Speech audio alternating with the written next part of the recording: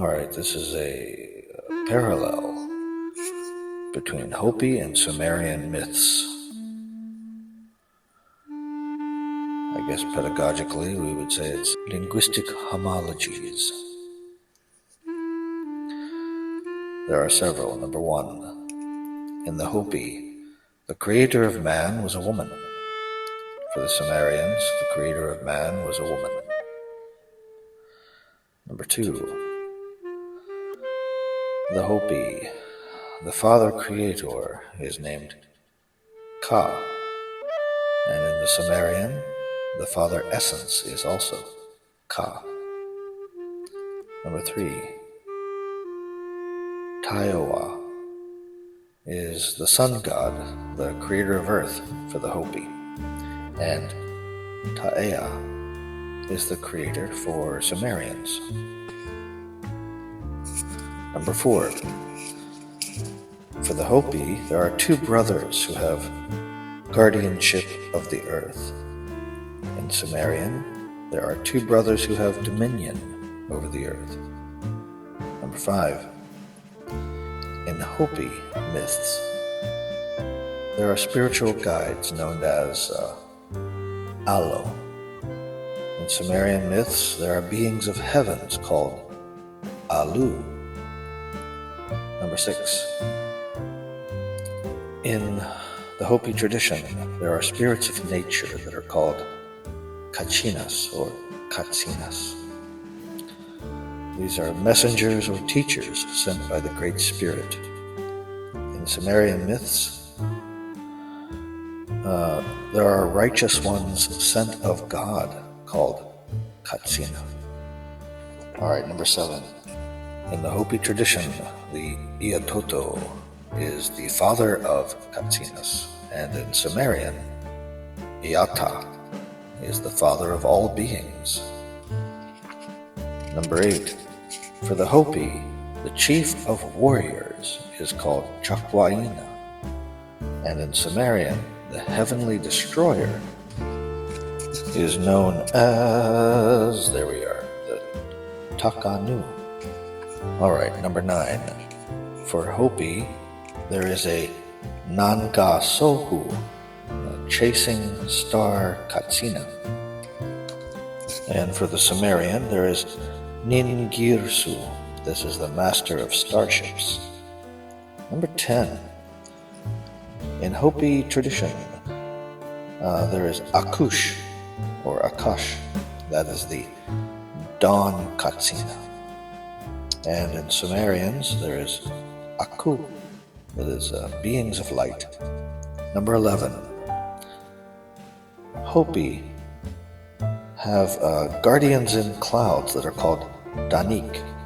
And in Sumerian, there are sky warriors, and they are called Dakan.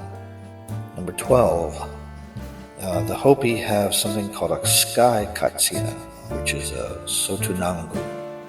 And in Sumeria, there are sky warriors called the Tokaniku. Number 13. The Hopi have a name for the Pleiades, or Pleiades, and it's called Chuchukam. In Sumerian, it is Shushukem, which means supreme stars. Number 14. In Hopi, the name of earth is Tapuat. In Sumerian, the name for earth is Tiamat. Number 15. In Hopi, the word for snake is Chua. In Sumerian, the word for snake is Shu. Number 16. The Hopi word for dead is Moki. And in Sumerian, the word for dead is Kima. Alright, moving on. Number 17. The Hopi word for above or up is Omik, and in Sumerian, looking up to heaven is Amik. Number 18. In Hopi, one who sees magic is called Tuata, and in Sumerian, one from the other world is called Tuatu. Number 19. In Hopi, Someone who is a lost brother that will one day return to assist humankind is called Pahana. In Sumerian, an ancestor from heaven who will later return is called Pahana. Number 20. In Hopi, Kiva means underground house, and in Sumerian, Ki means earth, a place or an area, soil. It could also mean grain, and Ba means house. Number 21. In Hopi, the first place where the Hopi lived, a desert, was called Shongopavi. And in Sumerian, something that means the land or an arid land and it's ancient is Shum Gu Parim. That's Shum for ancient, Gu for land, and Parim for arid land. Shum Gu Parim and Shongopavi. Number 22. In Hopi, there is a hole through which the Hopi reached the fourth world. They climbed up a bamboo branch, and the hole was called the Sipapu. In Sumerian, something that means antenna, to maintain a vertical position, and also something that means well or deep, is Shi-pu. Shi means antenna, and pu means a well or something deep. Final note here. The Pahana, the lost white brother in Hopi mythology. This person's return marks the end of the current fourth world and the beginning of the next, fifth world. Pahana is a word used in Africa also to describe white people from America. Of course, you're talking about a very large continent. Anyway, Pahana is a word in the Sinhala language, and it means lantern. Those are just some extra tidbits for you.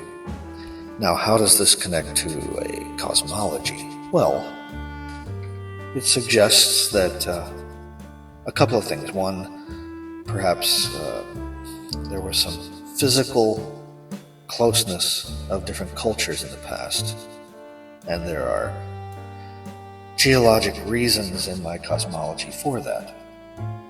And also that there was perhaps some sort of global civilization also in the past. Again, the way that my cosmology views geology and geography, there are reasons to support that. So why pick out the Hopi and the Sumerian myths? Well, you're looking at two cultures that, according to the mainstream, are separated by vast distances and never came into contact with one another. You've got physical distance, and you've also got temporal distance between these two cultures.